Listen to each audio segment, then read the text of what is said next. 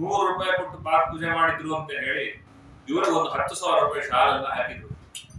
ಆ ಕಾಲದಲ್ಲಿ ಕೊಟ್ಟ 100 ರೂಪಾಯಿಯನ್ನು ಸ್ಮರಣೆ ಮಾಡೋದು ಒಂದೇ ಅಲ್ಲ, ಯಾಕೆ ಕಷ್ಟ ಕಾಲ. ಹಾಗಾಗಿ ನಮ್ಮನ್ನ ಹಿಂದೆ ಯಾರು ಕೈ ಹಿಡಿದಿರ್ತಾರೆ ಅವರ ಸ್ಮರಣೆ ಮಾಡ್ತಾ ಇರಬೇಕು. ರಾಜ ನೀನು ಹುಟ್ಟಿದ್ದೇ ಅವನಿಂದ, ಅದರಿಂದ ಅವನಲ್ಲಿ ನೀನೇನು ಭಕ್ತಿ ರತಿಯನ್ನು ಮಾಡಿದ್ದಿ, ಇದು ಬಹಳ ಸಮಂಜಸವಾಗಿದೆ. ಕಥೆ ಹೇಳ್ತೀನಿ ಕೇಳು. ಭೂದೇವಿ ಸಿಕ್ಕಾಪಟ್ಟೆ ಬೇಜಾರದು. ಯಾಕೆ?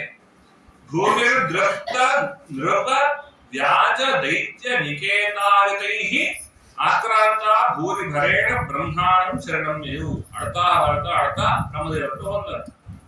ನನ್ನಲ್ಲಿರೋ ರಾಜರೆಲ್ಲರೂ ಕೂಡ ತಿಳ್ಕೊಳ್ಳಿಕ್ಕೆ ರಾಜರು ಅಂತ ಆದರೂ ಕೂಡ ನನ್ನನ್ನು ಪಾಲನೆ ಮಾಡ್ತಾ ಇಲ್ಲ. ಮನಸ್ಸು ಇಚ್ಛೆ ವಿಭಾಗ ಮಾಡಿಕೊಂಡು ನನ್ನ ಮೇಲೆ ದಬ್ಬಾಳಿಕೆ ಮಾಡ್ತಾರೆ. ಭೂಮಿಯಲ್ಲಿ ರಾಕ್ಷಸರ ಕಾರ್ಯಭಾರವೇ ಹೆಚ್ಚಾಗಿರೋದ್ರಿಂದಾಗಿ ದುಃಖಿತರಾಗಿದ್ದೇನೆ ಅಂತ ಹೇಳಿ ಬ್ರಹ್ಮದೇವರ ಹತ್ರ ಬಳಿ ಹೋದು. ಬ್ರಹ್ಮದೇವರು ಕೂಡ ಎಲ್ಲರಿಂದ ಮೊದಲು ಮಾಡಿಕೊಂಡು ಭಗವಂತನ ಬಳಿ ಹೋದ್ರು. ಭಗವಂತನ ಬಳಿಯಲ್ಲಿ ಹೋದಾಗ ಭಗವಂತನನ್ನ ಪುರುಷ ಸೂಕ್ತದಿಂದಾಗಿ ಸ್ತೋತ್ರ ಮಾಡಿದರು.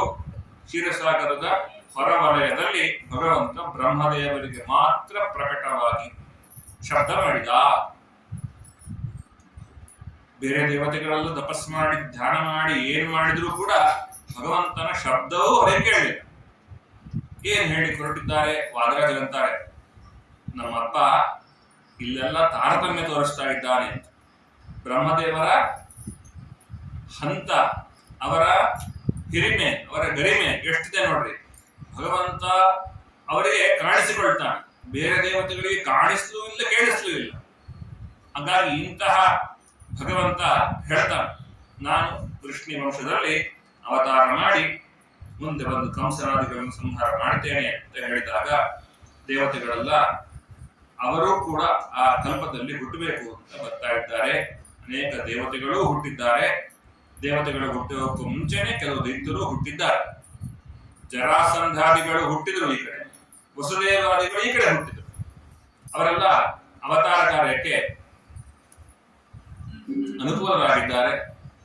ವಸುದೇವ ದೇವಕ, ದೇವಕರ ಮಗಳು ದೇವಕಿ ಅಂದ್ರೆ ಉಗ್ರಸೇನನ ತಮ್ಮ, ಆತನ ಮಗಳನ್ನ ಮದುವೆ ಆಗ್ತಾ ಇದ್ದಾನೆ. ಉಗ್ರಸೇನನ ಮಗ ಕಂಸ ತಂಗಿ ಮದುವೆಯನ್ನು ವಿಜೃಂಭಣೆಯಿಂದ ಮಾಡಿದ್ನು. ಮದುವೆಯನ್ನು ವಿಜೃಂಭಣೆಯಿಂದ ಹೆಂಗೆ ಮಾಡಿದ್ದ ಅಂದ್ರೆ ಆ ಮದುವೆಯ ಇದನ್ನ ವರ್ಣನೆ ಮಾಡ್ತಾರೆ. ದಾಸೀನಾಂ ಸುಕುಮಾರೀಣ ದ್ವೇಷತೆ ಸಮಲಂಕೃತೆ. 200 ಜನ ದಾಸಿಯರಂತೆ. ನಮ್ಮ ಮನೆಗೆ ಒಬ್ರು ಕೆಲಸದವರು ಕರೆಕ್ಟ್ ಆಗಿ ಸಿಗ್ಲಿಕ್ಕೆ ಎಷ್ಟು ಕಷ್ಟ ಗೊತ್ತಾ? ಸಿಕ್ಕವರನ್ನ ಇಂಕ್ರಿಮೆಂಟ್ ಕೊಟ್ಟು ಉಳಿಸ್ಕೊಳ್ಳೋದೇ ಬಹಳ ಕಷ್ಟ ಅಂತ. ನಿನ್ನ ಮನೆಗೆ ಈಗಾಗಲೇ ಬೇಡವೇ ಬೇಡ 200 ಜನ ದಾಸಿಯರನ್ನು ಕಳಿಸ್ತಾ ಇದ್ದಾನಂತೆ ನನ್ನ ತಂಗಿಯ ಮದುವೆಯ ನಿಮಿತ್ತದಿಂದ. ಚತುಶತಂ ಪಾರಿಬರ್ಹಂ ಗಜಾನಾಂ ಹೇಮಾಳಿನಾಂ ಅಶ್ವಾನಾಂ ಅಯುತಾಂ ಸಾರ್ಧಂ ರಥಾನಾಂ ತ್ರಿಶತಂ ಉಡುಗೊರೆ ಕಳಿಸ್ತಿದ್ದಂತ. ನಮ್ಮ ಮನೆಯಲ್ಲಿರೋ ಉಡುಗೊರೆ ಏನು, 1 ಟ್ರಿಪ್ ಹಾಕಿ ಬಂದ್ಬಿಡ್ತಾರೆ ಅಷ್ಟೇ. ಅದು ಹಾಕೋದು ಯಾರು ಬಹಳ ಕಷ್ಟ. ಪ್ಲೀಸ್ ರಾತ್ರಿ ಒಂದ್ ಸ್ವಲ್ಪ ಹಾಕ್ಬಿಟ್ರಿ ಮದುವೆ ಮನೆ ಸಿಕ್ಕಾಪಟ್ಟೆ ಗಂಟೆ ಇರುತ್ತೆ, ಕೇಳ್ಕೋಬೇಕಿಲ್ಲ. ಬೆಂಗಳೂರಲ್ಲೆಲ್ಲ ಮದುವೆ ತುಂಬಾ ಚೆನ್ನಾಗಿರುತ್ತೆ. ಮುಹೂರ್ತ, ಊಟ, ಆಮೇಲೆ ಛತ್ರದಲ್ಲಿ ಖಾಲಿ. ನಿಮ್ಗೆ ಯಾರು ಒಂದೇ ಒಂದು ಸಣ್ಣ ಬ್ಯಾಗು ದುಡಿಸಿ ಕಡ್ಡಿ ಎತ್ತಿಡಕ್ ಬರಲ್ಲ. ಆ ತರ ಮದುವೆಗಳಲ್ಲಿ ಆಗಿ ಗೋಜೆ ಬೇಡ ಅಂತ ವ್ಯವಸ್ಥೆ ಮಾಡಿದ್ದಾರಂತೆ. 400 ಆನೆಗಳ ಮೇಲೆ, ಅಷ್ಟೇ ಅಲ್ಲ 10,000 ಕುದುರೆಗಳು, 300 ರಥ. ಇಷ್ಟರಲ್ಲಿ ಅವ್ರಿಗೆ ಬೇಕಾದಂತಹ ಒಡವೆ, ಆಭರಣ, ತಿಂಡಿ, ತಿನಿಸು ಎಲ್ಲ ಕಳಿಸ್ತಾ ಇದ್ದಾರೆ. ಎಲ್ಲ ಚೆನ್ನಾಗಿ ಮಾಡಿದ್ದಾರೆ. ಡ್ರೈವರ್ಗೆ ಇನ್ನೊಬ್ಬ ಬೇಡ ಅಂತ ತಾನೇ ಸಾರೋಡ್ ಓಡಿಸ್ತಾ ಇದ್ದಾರೆ. ಮೇಲಿಂದ ಅಶ್ರೀರ ಮಳೆ ನಗುತ್ತಾ, ಇಂಥ ಕಂಸ ಹುಚ್ಚ ಯಾರು ಮದುವೆ ಮಾಡಿಕೊಡ್ತಾ ಇದ್ದಾನೋ ಅವಳ ಹೊಟ್ಟೆಯಲ್ಲಿ ಹುಟ್ಟುವ 8ನೇ ಮಗು ಅವನ್ನೇ ಸಂಹಾರ ಮಾಡುತ್ತೆ. ನೋಡ್ರಿ ಮನುಷ್ಯನ ಸ್ವಭಾವ. ನನಗ ಆಪತ್ತು ಬರುತ್ತೆ ಅಂತ ಗೊತ್ತಾಗೋ ತನಕ ಏನ್ ಬೇಕಾದ್ರೂ ಇರ್ತೀವಿ. ನಾಳೆ ನನಗೆ ಅದರಿಂದನೇ ಆಪತ್ತು ಬರುತ್ತೆ ಅಂದ್ರೆ ಎಲ್ಲ ಹೋಯ್ತು. ಅಷ್ಟ ತನಕ ಸಂಭ್ರಮದಲ್ಲಿ ಇದ್ದಂತಹ ಕಂಸ ಆ ಶಬ್ದ ಕೇಳಿದ ಕೂಡಲೇ ಖಡ್ಗ ಎತ್ಕೊಂಡ ಕೊಂದೇ ಬಿಡ್ತೀನಿ ಇವಳನ್ನ ಅಂತ. ಯಾಕೆ ಕೊಲ್ತಿದ್ದೀಯಾ, ಮದುವೆ ವಾತಾವರಣ ಹಾಳು ಮಾಡಬೇಡ ಅಂತ ಹೇಳಿ ವಸುದೇವ ಸಾಮಧಾನೋಪಾಯವನ್ನು ಮಾಡ್ತಾ ಇದ್ದಾನೆ. ಶ್ಲಾಘನೀಯ ಗುಣ ಶೂರೈ ಭಗವಾನ್ ಭೋರೇಶ್ವರ ಸಕಥಂ ಭಗಿನೀಂ ಹನ್ಯಾಹ ಸ್ತ್ರೀಯ ಉದ್ವಹ ಪರ್ವಣಿ. ಹೆಣ್ಣು ಮಕ್ಕಳಿಗೆ ಜನ್ಮದಲ್ಲಿ ಒಂದ್ ಮದುವೆ ಇರ್ತಾರತ್ತಪ್ಪ, ಅದರಲ್ಲಿ ನೀನು ಇಷ್ಟು ಚಂದ ಕರ್ಕೊಂಡ್ಬಂದು ಒಳ್ಳೊಳ್ಳೆ ಕಲ್ಯಾಣ ಮಂಟಪದಲ್ಲಿ ಊಟಕ್ಕೆ ಹಾಕಿ ಮದುವೆ ಮಾಡ್ತಿದ್ದೀಯ. ಕಂಸ ನೋಡು ಮದುವೆ ಮಾಡಿ ಅವನ ತಂಗಿ ಅವನೇ ಕೊಂದ ಅಂತ ಈ ಅಪಕೀರ್ತಿಯನ್ನ, ಸ್ತ್ರೀ ಹತ್ಯಾ ದೋಷ ನಿಮಿತ್ತ ನರಕವನ್ನ, ಅಷ್ಟೇ ಅಲ್ಲದೆ ಎಲ್ಲರಿಗೂ ಒಳ್ಳೇದ್ ಮಾಡೋ ಸ್ಥಾನದಲ್ಲಿ ಕೂಡಬೇಕಾದವನು, ರಾಜ ಆಗಬೇಕಾದವನು. ರಾಜನಿಗಿಂತ ಕಳಂಕ ಇದ್ರೆ ರಾಜ ಆಗಲು ಸಾಧ್ಯವ? ಅದರಿಂದಾಗಿ ಎಲ್ಲದಕ್ಕೂ ಈ ತರ ಮಾಡಬೇಡ. ಆದ್ರೆ ಏನ್ ಮಾಡ್ಲಿ, ಇವಳ ಹೊಟ್ಟೆ ಹುಟ್ಟುವಂತ ಮಗು ನಾನು ಕೊಲ್ಲತ್ತಲ್ವಾ ಅಂದ್ರೆ ಆ ಕಾಲಕ್ಕೆ ಬಹಳ ಹೇಳಿದೆ, ನೋಡಪ್ಪ ನಿಂಗೆ ಅಷ್ಟೊಂದು ಕಸಿವಿಸಿ ಇದ್ರೆ ನನ್ನ ನಿನ್ ತಂಗಿಯನ್ನ ಕೊಲ್ಲಬೇಡ, ನಾನೇ ಮಗುವನ್ನು ತಗೊಂಡ್ಬಂದು ನಿನ್ ಕೊಡ್ತೇನೆ, ಹುಟ್ಟುವ ಮಗುವನ್ನ ತಂದು ನಾನೇ ನಿಂಗೊಪ್ಪಿಸ್ತೇನೆ. ಅದೇನು ಬೀಸಿ ದುಣ್ಣೆ ತಪ್ಪಿಸ್ಕೊಂಡ್ರೆ 100 ವರ್ಷ ಆಯಸ್ಸು ಅಂತಾರಲ್ಲ, ಒಂದು ಮಾತು ಹೇಳಿದ ವಸುದೇವ ಅಂತ ಅಲ್ಲ, ಮೊದಲನೇ ಮಗು ಹುಟ್ಟಿದ ಮೇಲೆ ಆ ಮಗುವನ್ನ ತಾನೇ ತಗೊಂಡು ಹೋಗ್ಕೊಡ್ತಾ ಇದ್ದ. ಅಲ್ಲ ಕೇಳಿದ್ನ, ಕೇಳೋದು ಮುಖ್ಯ ಅಲ್ಲ, ಮಾತಿಗೆ ಬದ್ಧನಾಗುವುದು ಮುಖ್ಯ. ಅದರಿಂದ ತಗೊಂಡು ಬರ್ತಾ ಇದ್ದಾನಂತೆ. ಆ ಮಗುವನ್ನು ತಗೊಂಡು ಬರ್ತಾ ಇದ್ದಾನಂತೆ. ನೋಡಪ್ಪ ಈ ಮಗು ಇವಳದ್ದು, ಅದರಿಂದಾಗಿ ನೀನು ಮಾತು ಕೊಟ್ಟಿದ್ದೆ ವಾಪಸ್ ತಗೋಬೇಕು ಅಂತ ಕೇಳಿದಾಗ ಅವನ ಹೇಳ್ತಾನ, ಕಂಸನ ಒಳಗಿರುವಂತಹ ಜೀವಿ ಆಡೋ ಮಾತು, ಎಂಥ ಮಾತನಾಡಿದಿ ವಸುದೇವ, ಇದು ನನ್ನ ತಂಗಿಯ ಮಗು, ಈ ಮಗುವಿನಿಂದ 8ನೇ ಮಗುವಿನ ನನ್ನ ಸಮಸ್ಯೆ, ಇದರಿಂದ ನನ್ಗೇನು ತೊಂದರೆ ಇಲ್ಲ, ಅದರಿಂದಾಗಿ ಪ್ರತಿ ರಾಜಕುಮಾರೋಜಂ ವಾಪಸ್ ತಗೊಂಡು ಹೋಗ್ಬಿಡು, 8ನೇ ಮಗುವಿನ ಮಾತ್ರ ವಾಪಸ್ ತಂದು ಕೊಟ್ಬಿಡು ಅಂತ. ಎಲ್ಲರಿಗೂ ಆಶ್ಚರ್ಯ, ಅಂದ್ರೆ ವಸುದೇವನಿಗೆ ಮಾತ್ರ ಆಶ್ಚರ್ಯ ಇಲ್ಲ. ಯಾಕಂದ್ರೆ ಇವ ರಾಕ್ಷಸ, ಈಗೆಲ್ಲ ನಾಳೆ ಚೇಂಜ್ ಮಾಡ್ತಾನೆ. ಅವ ವಾಪಸ್ ಹೋದ ಮೇಲಂದ್ರು 8ನೇ ಗರ್ಭ ಅಂದ್ರೆ ಯಾವ ತರದಿಂದ ಅನ್ಕೊಂಡಿರೋ ಗೊತ್ತಿಲ್ಲ, ಇವರೆಲ್ಲ ದೇವತೆಗಳು ಮೋಸ ಮಾಡ್ತಾರೆ. ಕಾಲನೇಮಿ ನೀನ್ ಯಾರು ಗೊತ್ತಾ, ನೀನು ಕಾಲನೇಮಿ, ಒಂದು ನಾಡಿದ್ರು ಹೇಳು, ನೀನು ಸ್ವಯಂ ಕಾಲನೇಮಿ ಅಪ್ಪ. ಹಿಂದೆ ದೇವಾಸುರ ಯುದ್ಧದಲ್ಲಿ ನಿಮ್ ಜೊತೆಗೆಲ್ಲ ಸೇರ್ಕೊಂಡು ಅಮೃತ ಮಥನ ಮಾಡಿ ಅಮೃತವನ್ನು ನಿಮಗೂ ಕೊಡ್ತೀವಿ ಅಂತ ಮಾತಾಡ್ಕೊಂಡು ಒಪ್ಪಂದ ಎಲ್ಲ ಮುರಿದು ನಿಮ್ಮನ್ನೆಲ್ಲ ಸಂಹಾರ ಮಾಡಿದವರು ಆ ಕಾಲನೇಮಿನೇ ನೀನಾಗಿದ್ದೀಯಾ. ಆ ವಿಷ್ಣುವೇ ಅವ್ರ ಹೊಟ್ಟೆಯಲ್ಲಿ ಹುಡ್ತಾನೆ. ಈ ದೇವತೆಗಳ ಲೆಕ್ಕಾಚಾರದಲ್ಲಿ ಬಹಳ ವ್ಯತ್ಯಾಸ ಮಾಡ್ತಾರೆ, ಅದರಿಂದ ಹುಷಾರಾಗಿರು ಅಂತ ಹೇಳಿ ಹೋದ್ರು. ಇದು ಅವ್ರ ತಲೆ ಕಟ್ತು. ಆಗ ಕಂಸನನ್ನ ವಾಪಸ್ ಆ ಮಗುವನ್ನು ತೆಗೆದುಕೊಳ್ತಾ ಇದ್ದಾರೆ, ಹೊಡಿತಾ ಇದ್ದಾರೆ. ಏನಿದು, ಆ ಮಕ್ಕಳನ್ನ ಕೊಲ್ಲದೇ ಬಿಟ್ಟಾಗ ನಾರದರು ಒಂದು ಯಾಕೆ ಹೀಗೆ ಹೇಳ್ಬೇಕು? ಏನೇ ಆದ್ರೂ 8ನೇ ಮಗು ತಾಳೆ ಸಮಸ್ಯೆ ಮಾಡ್ತಿದ್ದು ಅಂತ. ದೇವತೆಗಳು ಏನ್ ಮಾಡ್ತಾರೋ ಅದರ ರಹಸ್ಯ ನಮಗೆ ಗೊತ್ತಿರೋದಿಲ್ಲ. ನಾರದರನ್ನು ಬೈಕೊಂಡಿದ್ದೇ ಇದೆ, ನಾರದರು ಮದುವೆ ಆಗ್ತೀನಿ ಎಂದು ಸನ್ಯಾಸಿಗಳು ಮಾಡಿದ್ದುಂಟು, ಬದುಕ್ತೀನಿ ಎಂದವರು ಕೊಂದದ್ದುಂಟು, ಕೊಲಿಸಿದ್ದುಂಟು. ಅಲ್ಲ, ಭಗವಂತ ದುರ್ಗಾದೇವಿಗೆ ಈ ಸಮಯದಲ್ಲಿ ವಿಶೇಷವಾದಂತಹ ಜವಾಬ್ದಾರಿಯನ್ನು ಕೊಟ್ಟಿದ್ದಾರೆ. ಜವಾಬ್ದಾರಿ ಏನು ಅಂದ್ರೆ, ಇವಾಗ ನಿಮ್ ಕೈಗೆಲ್ಲ ಒಂದು ತೆಂಗಿನಕಾಯಿ ಕೊಡ್ತೀನಿ, ಸಿಪ್ಪೆ ಹೊಡಿಬಾರ್ದು, ಒಳಗಿರೋ ಕಾಯಿ ಸುಲಿದು ಹೊರಗೆ ಕೊಡ್ರಿ. ಆಗತ್ತಾ? ಆಗೋಲ್ಲ. ದುರ್ಗಾದೇವಿಗೆ ಇದಕ್ಕಿಂತ ಕಷ್ಟವನ್ನು ಕೊಟ್ಟಿದ್ದ ಭಗವಂತ. ಏನ್ ಕೆಲಸ ಅಂದ್ರೆ, ಇವರೆಲ್ಲ ಷಡ್ಗರ್ಭರು ಅಂತ ಈ ವಿಷ್ಣು ಕಥೆ ಬಂದು ಹರಿವಂಶದಲ್ಲಿ ಬರುತ್ತೆ. 6 ಜನರಿಗೆ ಷಡ್ಗರ್ಭರು ಅಂತ ಹೆಸರು. 6 ಜನದ್ದು ಏನ್ ಕಥೆ ಅಂದ್ರೆ, ಅವ್ರು ತಪಸ್ ಮಾಡ್ಕೊಂಡು ಬರ್ತಾರೆ ಬ್ರಹ್ಮದೇವರು ಸಂತುಷ್ಟರಾಗ ಕೇಳ್ತಾರೆ, ಏನ್ ಬೇಕು? ಈ ಕಲ್ಪಾಂತದವರೆಗೂ ನಮ್ಗೆ ಯಾವುದು ಏನು ತೊಂದರೆ ಆಗ್ತಾರೆ, ಸಾವಾಗ್ಬಾರ್ದು. ಬ್ರಹ್ಮದೇವರು ತಾಸ್ತು, ಬಹಳ ಚೆನ್ನಾಗಿದೆ ಈ ವರ.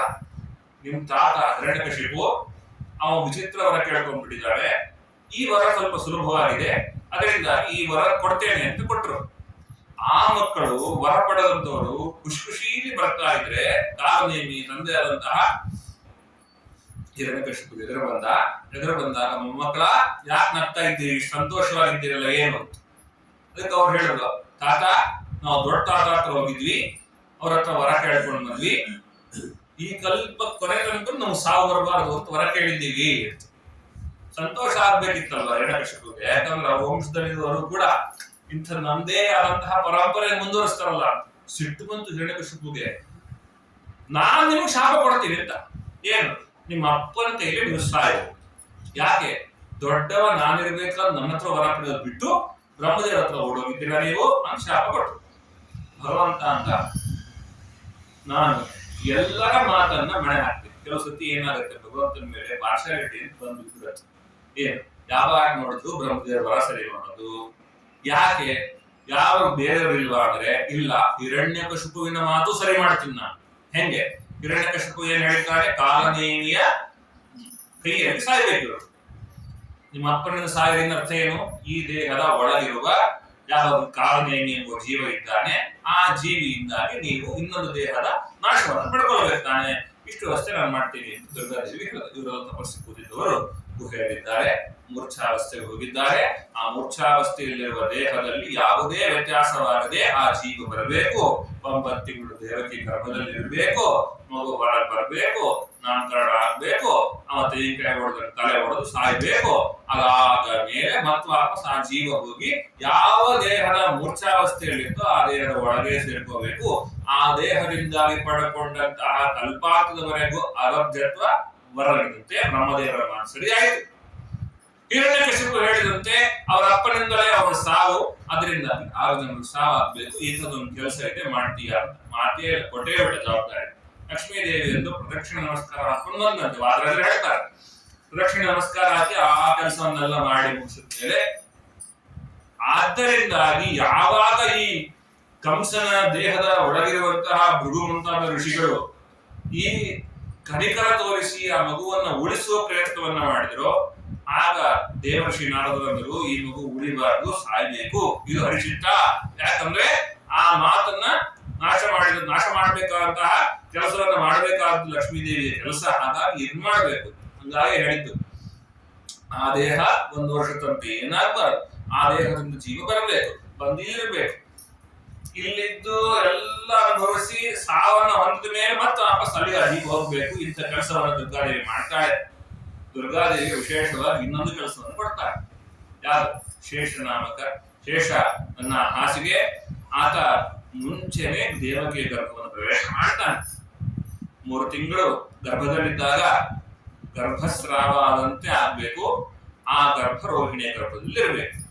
ಅಂದ್ರೆ ರೋಹಿಣಿಯ ಗರ್ಭವು 3 ತಿಂಗಳಾಗಿದೆ, ದೇವಕಿಯ ಗರ್ಭವು 3 ತಿಂಗಳಾಗಿದೆ. ಇಬ್ರು ಮಲ್ಕೊಂಡಿದ್ದಾರೆ. ಮಲ್ಕೊಂಡ ಕನಸು ಗರ್ಭಸ್ರಾವ ಆಯ್ತು. ಗರ್ಭಸ್ರಾವ ಆಯ್ತು ಅಂತ ಆದಾಗ ದೇವಕಿಯ ರೋಹಿಣಿಯ ಕನಸಿನಲ್ಲಿ ಸ್ವಯಂ ಸಂಕರ್ಷಣ ಭಗವಂತ ಬಂದು, ನಿನ್ನ ಹೊಟ್ಟೆಯಲ್ಲಿ ಶೇಷದೇವರು ಹುಟ್ಟುತ್ತಾರೆ, ಒಂದು ಗರ್ಭ ಹೋದಂತಾದ್ರೂ ಗರ್ಭನಿಂದು ಹೋಗಿಲ್ಲ ಅಂತ ಹೇಳಿ ಒಂದು ಸಂಕರ್ಷಣ ಅಂತ ನಾಮಕರಣ ಮಾಡ್ರಿ ಅಂತ ಹೇಳಿ ಇದನ್ನ ಮಾಡಿದ್ರೆ ಆ ಗರ್ಭ ಹೋದಂತ ಎಚ್ಚರ ನೋಡ್ತಾಳೆ, ಗರ್ಭ ಹೋಗಿಲ್ಲ, ಗರ್ಭ ಹಾಗೆ ಇದೆ.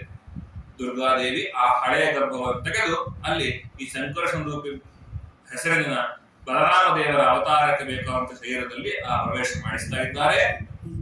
ಈಗ ದೇವರಿಗೆ ಗರ್ಭ ಹೋಯ್ತು. ಊರಲ್ಲೆಲ್ಲ ಮಕ್ಕಳು ಕಂಸ ಏನ್ ಗೊತ್ತಾ, ನ್ಯಾಚಿಗೆಟ್ಟವನು ಮಕ್ಕಳನ್ನು ಕೊಲ್ಲೋದಲ್ಲದೆ ದೇವಕಿ ಹೊಟ್ಟೆಯಲ್ಲಿರೋ ಗರ್ಭವನ್ನು ಸ್ರಾವ ಮಾಡಿಸ್ಬಿಟ್ಟ. ಅವನಿಗೆ ಬಹಳ ಬೇಜಾರಾಯ್ತು. ಊರಲ್ಲೆಲ್ಲ ಅಪ್ರಚಾರ. ಯಾರಾದ್ರೂ ಯೋಚನೆ ಮಾಡ್ರಿ, ಯಾವುದಾದ್ರೂ ಒಂದಾದ್ರೂ ಮೀಡಿಯಾ ನಮ್ಮ ಪರವಾಗಿ ಇಲ್ಲದೆ ರಾಜ್ಯಭಾರ ಮಾಡಿದಾಗತ್ತ. ಅವತ್ತಿನ ಕಂಸನ ವಿರುದ್ಧವಾಗಿ ಇದೆಲ್ಲ ಇತ್ತು. ಊರಲ್ಲೆಲ್ಲ ವಿಚಾರ ಮಾಡ್ಕೊಂಡಿದ್ದಾರೆ. ಅದಾದ ಮೇಲೆ ಭಗವಂತ ಪ್ರವೇಶ ಮಾಡ್ತಾ ಇದ್ದಾನೆ. ಕಂಸನಿಗೆ ಗೊತ್ತಾಗಿಬಿಡ್ತು, ಇದು ಡೆಫಿನೆಟ್ಲಿ ಇದೇ ಗರ್ಭ ನನ್ನ ನಾಶ ಮಾಡುವುದು. ಯಾಕಂದ್ರೆ ಅವಳ ಒಳಗಂತ ಒಂದು ರೀತಿಯಾದ ಹೊಸ ಚೈತನ್ಯ, ಕಳೆಯನ್ನು ಹೇಳ್ತಾರೆ, ಒಳ್ಳೆಯ ಕಳೆಯನ್ನ ಪಡೆದಿದ್ದಾಳೆ. ದೇವಕಿ ಗರ್ಭವನ್ನ ಹೊಂದಿದರೆ ತಂವೀಕ್ಷೆ ಕಂಸ ಪ್ರಭಜಾಧಿತಂಭರಾಂ, ಹೊಟ್ಟೆಯಲ್ಲಿ ಸ್ವಾಭಾವಿಕವಾದ ಗೆಲುವಿರುವಂತಹ ಸಂತಾನವನ್ನು ಪಡಿತಾ ಇದ್ದಾಳೆ. ಅದಕ್ಕೆ ಮುಖದಲ್ಲಿದ್ದ ಕಳೆ ಅಂತ, ಆ ಕಳೆಯಿಂದ ಆ ಪ್ರಮಾಣ ಮಾಡ್ತಾ ಇದ್ದಾನೆ. ಇಲ್ಲಿ 9 ತಿಂಗಳಾಗ್ಲಿ, 9 ತಿಂಗಳಾದ್ಮೇಲೆ ನೋಡ್ಕೊಳ್ತೀನಿ. ಅಲ್ಲಿಗೆ ಗರ್ಭದಲ್ಲಿ ಭಗವಂತನ ಪ್ರವೇಶ ಆದಾಗ ಆ ಗರ್ಭದ ಒಳಗೆ ಭಗವಂತನ ನೋಡ್ಲಿಕ್ಕೆ ಅಂತ ಬ್ರಹ್ಮಾದಿ ದೇವತೆಗಳು ಬಂದ್ರ. ಯಾಕೆ? ಬ್ರಹ್ಮಾದಿ ದೇವತೆಗಳಿಗೆ ಆಶ್ಚರ್ಯ, ಭಗವಂತ ಇಂಥದ್ದೊಂದು ಯಾವತ್ತೂ ಮಾಡೋದಿಲ್ಲ. ಭಗವಂತ ಪ್ರಕಟ ಆಗುವಂತಹ ಸ್ವಭಾವದವನು. ಇವತ್ತಿಗೆ ಅವನು ಪ್ರಕಟ ಆಗೋಕ್ಕೂ ಮುಂಚೆ ಏನೋ ವಿಶೇಷ ಮಾಡ್ತಾ ಇದ್ದಾನೆ. ಏನು ಗರ್ಭದ ಒಳಗೆ ತಾನೊಂದು ರೂಪದಿಂದ ನಿಂತ್ಕೊಂಡಿದ್ದಾನೆ. ಶುಕ್ಲ ಶೋಣಿತ ಸ್ಪರ್ಶದಿಂದಾಗಿ ಬಂದವನಲ್ಲ. ಅದರಿಂದಾಗಿ ಅವನ ದರ್ಶನ ಮಾಡ್ಲಿಕ್ಕೆ ಯಾವ್ದಾದ್ರು ವಿಶೇಷ, ಯಾವ್ದಾದ್ರು ಸ್ವಾಮಿಗಳು ಬಂದ್ರೆ ದಿನ ಮಠಕ್ಕೆ ಬರಲ್ಲ, ಮಠ ಎದುರುಗಡೆ ಇದೆ. ಅಂದ್ರೆ ಯಾರೋ ಸ್ವಾಮಿಗಳು ಬಂದ್ರೆ ದೇವದರ್ಶನಕ್ಕೆ ಅಂತ ಹೋಗ್ತೀವಲ್ವಾ, ಹಾಗೆ ಬ್ರಹ್ಮಾದಿ ದೇವತೆಗಳು ಜಗತ್ನಲ್ಲಿ ಭಗವಂತನನ್ನ ಯಾವಾಗಲೂ ಕಾಣ್ತಿದ್ದವರಾದ್ರೂ ಕೂಡ ಆ ವಿಶೇಷವಾದ ಆ ಸ್ಥಾನದಲ್ಲಿ ಅವರನ್ನು ನೋಡ್ಲಿಕ್ಕೆ ಬಂದ್ರಂತೆ. ಅಲ್ಲಿ ಬಂದವರು ಬ್ರಹ್ಮದೇವರು ಸ್ತೋತ್ರ ಮಾಡ್ತಾ ಇದ್ದಾರೆ. ಇದನ್ನ ಗರ್ಭಸ್ತುತಿ ಅಂತ. ಗರ್ಭದಲ್ಲಿಯೋ ಭಗವಂತನ ಸ್ತೋತ್ರ ಮಾಡಿದ್ರು. ಎಂಥವನು ಅವನು ಭಗವಂತ ಅಂದ್ರೆ ಸತ್ಯವ್ರತಂ ಸತ್ಯಪರಂ ತ್ರಿಸತ್ಯಂ ಸತ್ಯಸ್ಯ ಯೋನಿಂ ನಿಹಿತಂ ಚ ಸತ್ಯೇ ಸತ್ಯಸ್ಯ ಸತ್ಯಂ ಉತ ಸತ್ಯನೇತ್ರಂ ಸತ್ಯಾತ್ಮಕಂ ತ್ವಾಂ ಶರಣಂ ಪ್ರಪನ್ನಾಃ. ನಾವೆಲ್ಲ ನಿನ್ನನ್ನೇ ಮೊರೆ ಹೊಂದಿದ್ದೀವಪ್ಪ ಅಂತ. ಯಾರನ್ನ? ಸತ್ಯವ್ರತಂ. ಭಗವಂತನಿಗೆ ಸತ್ಯವ್ರತ ಅಂತ ಹೆಸರು. ಯಾಕೆ? ಭಗವಂತನಿಗೆ ಸತ್ಯ ಅನ್ನೋ ಶಬ್ದಕ್ಕೆ ಅರ್ಥ ಏನು? ಸತ್ ಯು ಅಂತ ಎರಡು ಶಬ್ದಗಳಿವೆ. ಇದು ಜ್ಞಾನ, ಇನ್ನೊಂದು ಆನಂದ. ಇದೇ ಅವನ ದೇಹ. ನಮ್ಮಂತೆ ಪಾಂಚಭೌತಿಕ ದೇಹ ಇರುವವನಲ್ಲ. ಅದರಿಂದ ಅವನು ಸತ್ಯವ್ರತ. ಸತ್ಯಪರಂ, ಅವನು ಸತ್ಯಕ್ಕಿಂತ ಮಿಗಿಲಾದವನು. ಸತ್ಯ ಅಂದ್ರೆ ಅವನು ಪ್ರಪಂಚ, ಅದಕ್ಕಿಂತ ಮಿಗಿಲಾದವನು. ತ್ರಿಸತ್ಯಂ, ಮೂರು ವೇದಗಳು ಇವನನ್ನೇ ಹೇಳ್ತಾ ಇದೆ. ಸತ್ಯಸ್ಯ ಯೋನಿಂ, ಜಗತ್ತಿಗೆ ಆಶ್ರಯನಾಗಿದೆ. ನಿಹಿತಂಚ ಸತ್ಯ, ಎಲ್ಲಿದ್ದಾನಪ್ಪ ಅಂದ್ರೆ ಜಗತ್ತು ಒಳಗಿದ್ದಾನೆ ಎಲ್ಲರಿಗೆ. ಸತ್ಯಸ್ಯ ಸತ್ಯಂ ಉತ ಸತ್ಯ ನೇತ್ರಂ, ರವಿ ಚಂದ್ರ ಇವರೇ ಅವನ ಕಣ್ಣಲ್ಲಿದ್ದಾರೆ. ಸತ್ಯಾತ್ಮಕನಾಗಿದ್ದಾನೆ, ಆನಂದಾತ್ಮಕನಾಗಿದ್ದಾನೆ. ಅವನಿಗೆ ನಮಸ್ಕಾರ. ಅವನನ್ನು ನಾವು ಶರಣ ಹೊಂದಿದ್ದೇವೆ. ಇವರಿಂದ ನಿಯಮವಾದ ಜಗತ್ತು ಎಂತದ್ದು ಗೊತ್ತಾ? ಅದು ಏಕಾಯನೋ ಅಸೌ ದ್ವಿಪದ ತ್ರಿಮೂಲಃ ಚತುರಸಃ ಪಂಚಶಃ ಷಡಾತ್ಮ ಸಪ್ತತ್ವ ವಿಟಪೋ ನವಾಕ್ಷೋ ದಶಚ್ಛರಿ ದ್ವಿಖಗೋ ಆದಿ ವೃಕ್ಷಃ. ಇವರಿಂದ ನಿಯಮನವಾದಂತಹ ಈ ವಿಶ್ವ ಎಂಬುವಂತಹ ವೃಕ್ಷ, ಆದಿ ವೃಕ್ಷ. ಅದಕ್ಕೆ ಏಕಾಯನ, ಒಂದು ಮೂಲ ಬೇರೆ. ದ್ವಿಫಲ, ಎರಡು ಫಲ. ಒಂದು ಪ್ರವೃತ್ತ ಕರ್ಮದಿಂದಾಗಿ ಬರುವ ಒಂದು ಫಲ, ನಿವೃತ್ತ ಕರ್ಮದಿಂದಾಗಿ ಬರುವ ಒಂದು ಫಲ. ಯಾವುದು ಫಲ? ಮೋಕ್ಷ ಎಂಬುವ ಫಲ, ಸ್ವರ್ಗಾದಿಗಳು ಎಂಬುವ ಫಲ. ತ್ರಿಮೂಲ, ಮೂರು ಮೂಲ, ಬೇರೆ ಮೂರು ಮೂಲ. ಚತುರಸ, ಈ ರೀತಿಯಾಗಿರ್ತಕ್ಕಂತಹ ಜಗದ್ವೃಕ್ಷ ಇದು. ಇಲ್ಲಿ ಹೇಳ್ತಾರ, ನೀನ್ ಎಂಥವನು ಗೊತ್ತಾ? ನೀನು ಜಗತ್ತಿಗೆ ಆಧಾರವನ್ನಾಗಿದ್ದೀಯಾ ಅಂತಂದ್ರಲ್ಲ. ತ್ವಯ್ಯಂಬುಜಾಕ್ಷಾಖಿಲ ಸತ್ವಧಾಮ್ನಿ ಸಮಾಧಿನಾವೇಶಿತ ಚೇತಸೋಯೇ ತ್ವತ್ಪಾದ ಪೋತೇನ ಮಹತ್ಕೃತೇನ ಕುರ್ವಂತಿ ಗೋವತ್ಸ ಪದಂ ಧರಾಬ್ಧಿಂ. ಸಂಸಾರ ಸಿಕ್ಕಾಪಟ್ಟು ದೊಡ್ಡದು, ಅದಕ್ಕೆ ಅವರು ಸಂಸಾರ ಸಾಗರ ಅಂತ. ಸಂಸಾರ ಮುಗಿದು ಅಲ್ಲ, ಸಂಸಾರ ಸಾಗರ. ಸಾಗರದಲ್ಲಿ ಈಜಕ್ಕಾಗತ್ತ? ಎಲ್ಲಾದ್ರೂ ಒಂದ್ ಕಡೆ ಮುಳುಗಿದ್ರೆ ಇನ್ನೊಂದ್ ಕಡೆ ಹೇಳುವಾಗ ಅಲೆಯಲ್ಲಿ ಎಲ್ಲಿಂದ ಎಲ್ಲಿಗೆ ಬಂದಿ ಗೊತ್ತಾಗಲ್ಲ. ಅಂಥ ದೊಡ್ಡದಾದ ಸಂಸಾರವನ್ನ ಈ ಹಸುಗಳು, ಚಿಕ್ಕ ಗೋ, ಅವು ಹೇಗೆ ದಾಟ್ತಾವೋ, ಅವುಗಳ ಪಾದದಿಂದಾಗಿ ಎಷ್ಟು ಚಿಕ್ಕದಾಗಿದೆ, ಆ ರೀತಿಯಲ್ಲಿ ನೀನು ಮಾಡ್ಲಿಕ್ಕೆ ಸಮರ್ಥ. ಅದರಿಂದಲೇ ಇನ್ನೊಂದು ಧ್ಯಾನವನ್ನ ಮಾಡ್ತಾರೆ. ಹೀಗೆ ಗರ್ಭಗತವಾದ ಭಗವಂತರನ್ನ ಸ್ತೋತ್ರ ಮಾಡಿ ಕೊನೆಗೆ ಹೇಳ್ತಾರೆ. ದೇವಕಿಗೆ ಬ್ರಹ್ಮದೇವರು ಸಂಬೋಧನೆ ಮಾಡಿ ಹೇಳೋದು, ಅಮ್ಮ ದೇವಕಿ, ದಿಷ್ಟ್ಯಾಂಬತೆ ಕುಕ್ಷಿಗತ ಪರಃ ಪುಮಾನ್. ಇನ್ಯಾವ ಜನ್ಮ ಪುಣ್ಯ ಮಾಡಿದ್ದಿ ಗೊತ್ತಿಲ್ಲ, ಅದರ ದೆಸೆಯಿಂದ, ಪುಣ್ಯ ಪ್ರಭಾವದಿಂದಾಗಿ ಹೇಗೆ ನಿನ್ನ ಹೊಟ್ಟೆಯಲ್ಲಿ ಭಗವಂತ ಬಂದು ನಿಂತುಕೊಂಡಿದ್ದಾನೆ. ಅಂಶೇಣ ಸಾಕ್ಷಾತ್ ಭಗವಾನ್ ಭವಾಯನಃ ಮಾಭೂದಯಂ ಭೋಜಪತೆ ಮೋಕ್ಷ. ಇವನು ಯಾರು ಅಂತ ಸಾಮಾನ್ಯ ಅನ್ಕೋಬೇಡ. ಹೊರಗ ಬಂದು ನಿನ್ನ ಅಣ್ಣನನ್ನ, ಕಂಸನನ್ನ ಮೂರ್ಛೆ ಹೋಗಿಸ್ತಾನೆ. ಗೋಪ್ತ ಎದುರುಗಳಿಗೆ ಇವತ್ತೇ ಎಲ್ಲರೂ ಮನೆಯಲ್ಲಿ, ದೇವರ ಮನೆಯಲ್ಲಿ ಕಣ್ಣೀರು ಹಾಕ್ತಾ ಇದ್ದಾರೆ. ಯಾವಾಗ ನಾವು ಈ ಕಂಸನ ಕಾಡಿನಿಂದ ಬಚಾವಾಗ್ತೀವಿ ಅಂತ ಅದಕ್ಕೆಲ್ಲ ಉತ್ತರ ಕೊಡ್ತಾ ಇದ್ದಾರೆ ಅಂತ ಕಂಸ ಒಂದು ದೊಡ್ಡ ಕೆಲಸ ಮಾಡ್ಬಿಟ್ಟ. ಯಾವಾಗ ಅವನು ಕ್ರಿಮಿನಲ್ ಅಂತ ಗೊತ್ತಾಯ್ತು, ಸ್ವಾಭಾವಿಕವಾಗಿ ಅವರ ಅಪ್ಪ ಉಗ್ರಸೇನನ ವೇಷದಲ್ಲಿ ಬಂದು ಒಬ್ಬ ರಾಕ್ಷಸ ಬಂದು ಈ ಸಂತಾನವನ್ನು ಪಡೆದ ಗೊತ್ತಾಯ್ತು.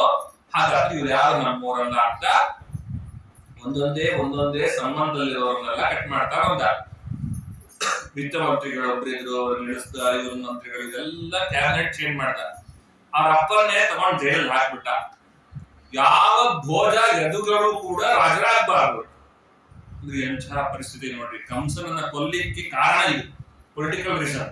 ಅವತ್ತಿನ ಕಾಲಕ್ಕೆ ಯಾರು ರಾಜರಾಗ ಆಳ್ಬೇಕಿತ್ತೋ, ಯಾರ್ಯಾರು ಸರಿಯಾಗಿ ಕೆಲಸ ಮಾಡ್ತಿದ್ರು ಅವರನ್ನೆಲ್ಲ ತನ್ನ ಕೆಲಸದಿಂದಾಗಿ ವಜಾ ಮಾಡಿ, ಅವನಿಗೆ ಯಾರ್ಯಾರು ದೈತ್ಯರು ಅಂತಿದ್ರೋ ಅವರನ್ನೆಲ್ಲ ತಂದು ಕೂಡಿಸಿದ್ದ.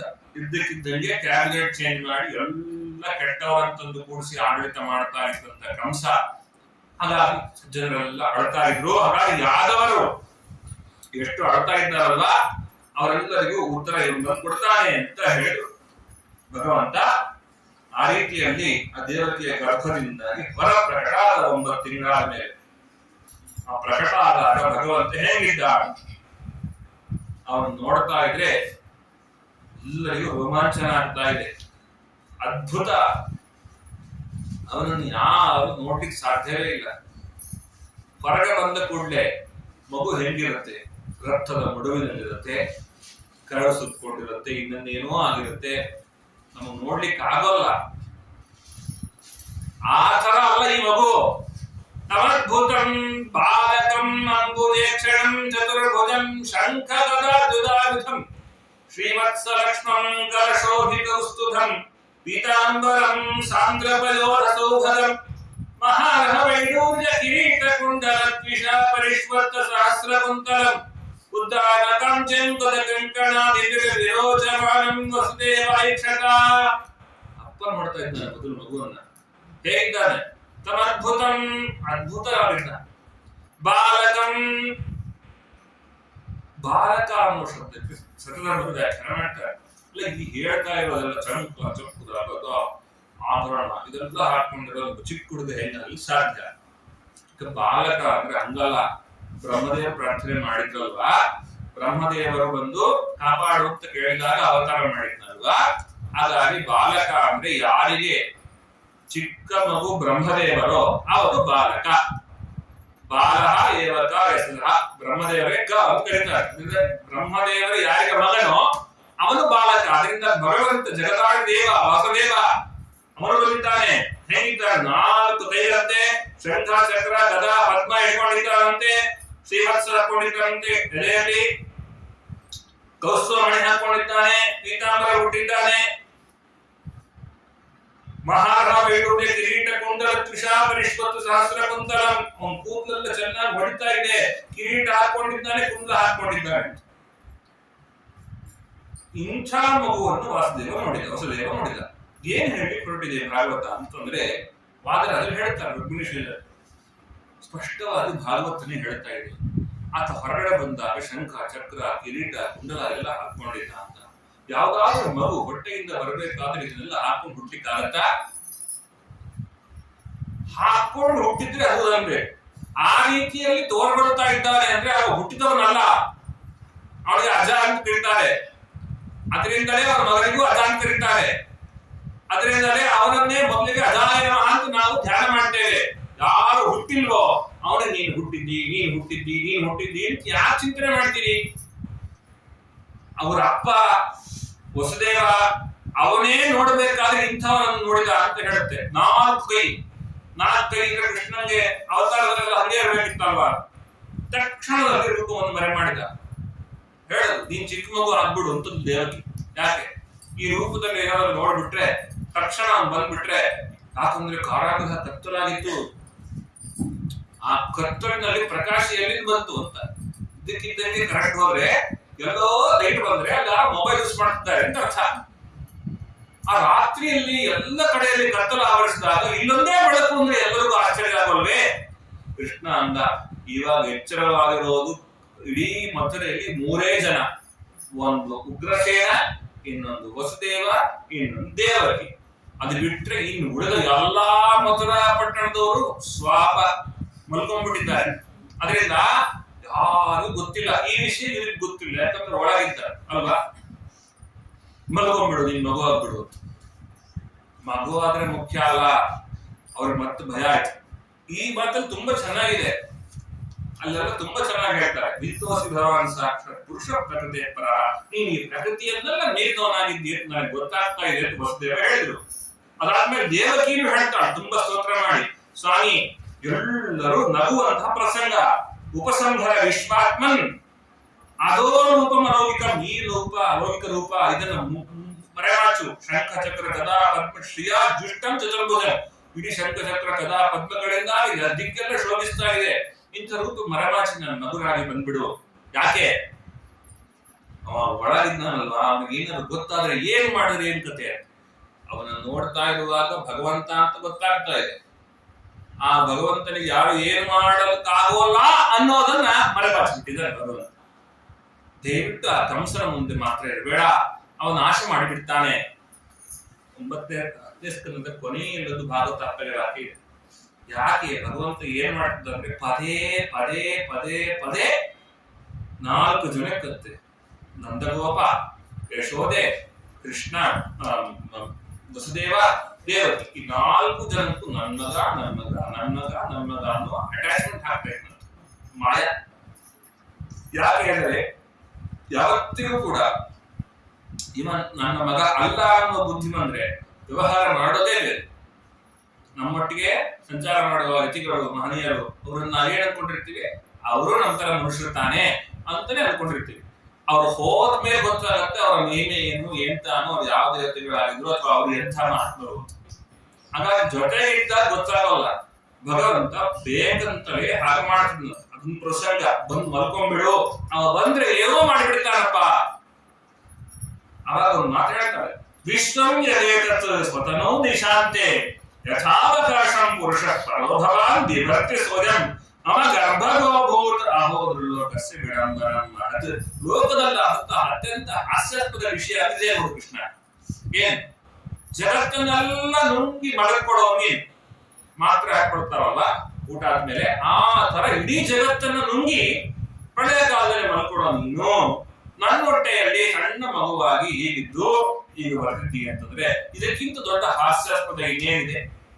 ಅದರಿಂದಾಗಿ ನೀನು ಹೀಗಾಗ್ಬಿಡು ಅಂದಾಗ ಭಗವಂತ ಹೇಳ್ತಾನೆ, ನೀವು ಎಲ್ಲ ಮರ್ತು ಬಿಟ್ಟಿದ್ದೀವಿ ಮನುಷ್ಯರಾದ್ಮೇಲೆ. ನಾನಿದು ಫಸ್ಟ್ ಟೈಮ್ ಬರ್ತಾ ಇರೋದಲ್ಲ ನಿಮ್ಮ ಹೊಟ್ಟೆಯಲ್ಲಿ, 3 ಬಾರಿ ನಾನು ನಿಮ್ಮಲ್ಲಿ ಅವತಾರ ಮಾಡಿದ್ದೀನಿ. ಮೊದಲು ಕೃಷ್ಣಿಯಾಗಿದ್ದಿ, ಆವಾಗ ಹೊರ ಕೆಳಕೊಂಡಿದ್ವಿ, ಆಗ್ಲೂ ಬಂದಿದ್ದೆ. ಅದಾದ ಮೇಲೆ ಅತಿಥಿ ಕಶ್ಯಪರಾದ ವಾಮನಾಗಿ ಬಂದಿದ್ದೆ. ಇದು ಥರ್ಡ್ ಟೈಮ್, 3ನೇ ಅವತಾರ.